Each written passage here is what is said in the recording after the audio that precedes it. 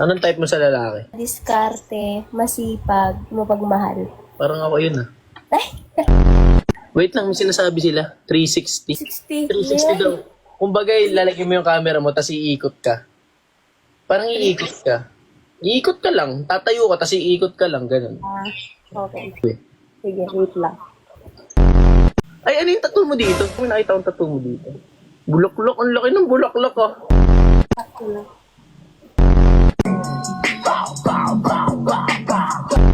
Isa pa. Ano yung nakasulat sa likod ng ano? Wait lang, ano yung nakasulat? Layo ka, onte, layo ka. Ilang taon ka na? Magto 20. Anong IG mo? Chat kita mamaya dito sa TikTok.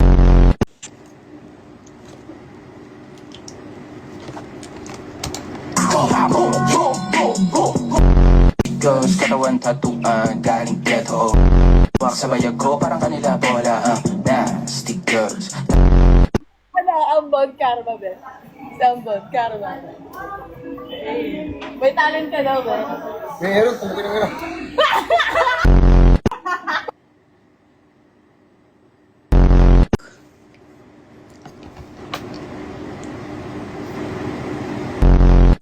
Nag-glitch?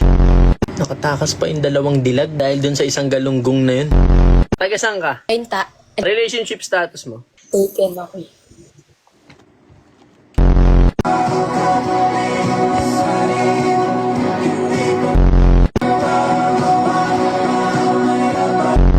Buti na lang, tinanong ko kaagad. Muntikan na ako dun ah. Buti, nailabas ko agad yung galit ko. So, ang pangalan nito si Bea. Pangalan nito Bea, siya nga pala yung nakakasama ko dito sa bahay. Tapos ito naman, ito yung anak niya. Baby pa to yung anak niya. Ayan. Ito naman si Sheila. So, kaibigan ko lang to si Bea. Ito yung anak niya. Iniwan na kasi sila ng asawa niya. Ako muna nag-alaga sa kanila. Ito bata pa to si Bea. Ito sila, hindi sila makaalat sa bahay, hindi sila makulit. Kursunada ko si Bea. Tol, walang ganun tol. Kanino bang mama to? Sabi sila. Ano? Oh, on-cam ka. Ano? Hindi ka daw nakapag ano kanina. Kumbaga parang nag-lag daw yung 360. Hoy?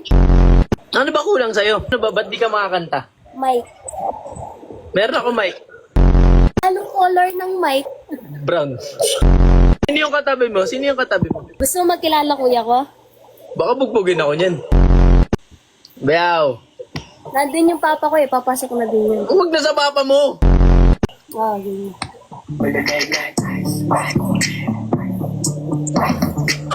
Like up.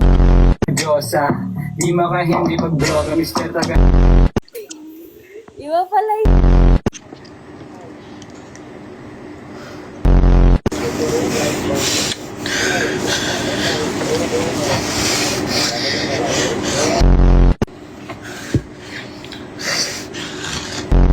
Hiningal ako dun.